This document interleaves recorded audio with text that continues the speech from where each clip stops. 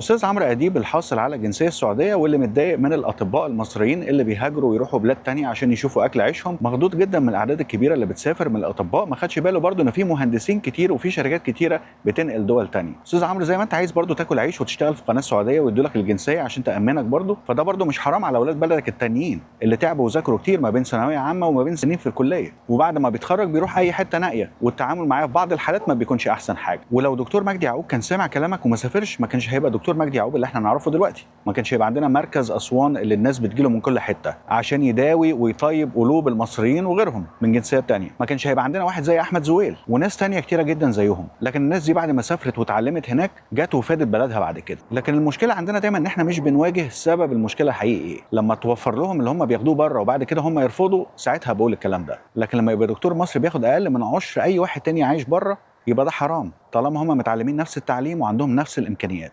فحلوا المشكله الاول وحطوا الناس دي في مكانها الصح اللي يستاهلوه، وبعد كده مش هتلاقي حد يسيبك ويمشي. وبلاش ربط بقى الموضوع ده بالوطنيه، زهقنا من الموضوع ده. ومش كل واحد سافر وحاول يدور على اكل عيشه بره يبقى هو خاين وعميل، لا، انتوا لا بترحموا ولا عايزين رحمه ربنا تنزل.